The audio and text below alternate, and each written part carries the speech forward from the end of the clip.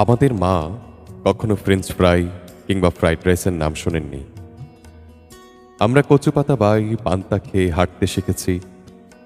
ভাইয়ের পাতে তুলে দিয়েছি লঙ্কার ফুল, বোনের মাথায় মেখে দিয়েছি নিমের ছাল। আবেগে উল্লাসে বাতাসের বুকে মাথা রেখে দেখেছি ভোর। আমাদের ভোর হতো ভোরে, সূর্য ওঠার আগে। পাখি ডাকার কালে আমাদের আসমানে সূর্য ডুবে যেত। আমাদের আসমানে কাচির মতো চাঁদ উঠলে দাদু আমাদের বলতেন, দেখ হারামজাদিরা দেখ, চোখটা মেললা দেখ, চাননি কেমনে কাই থইয়া রইছে। এই বছর অভাবে ছাড়তো না, উবের বিটায় নিশান উড়ব নিশান। কাইত হইয়া থাকা চান্নির সময় চলে যেত। আমাদের কাজলা গায়ে আবারও গর্ভবতী হয়ে উঠত। আবারও দক্ষিণের বিলে খলখল করে উঠত যৌবন প্রাপ্ত মাছ। আবারও দাদু হক করে পাগলার কিস্সা বলতে শুরু করতেন। মাটির খোলসে রাখা আধুলি নিয়ে আব্বা যেতেন বরমি বাজারে। আমাদের মা ভিকিরির মতো অপেক্ষা করতেন বাতির আজানের আগে আগে। আব্বার খালি পায়ে নিঃশব্দের শব্দ শুনতে পেতাম।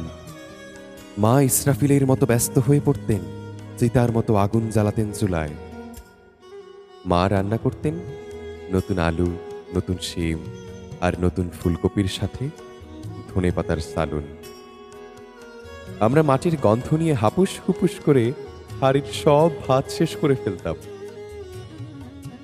তখন মায়ের কপালে চিন্তার ভাঁজ পড়লেও হেসে হেসে বলতেন, তোরা খা, পেট বইরা খা, আমার পেটে খিদা নাই।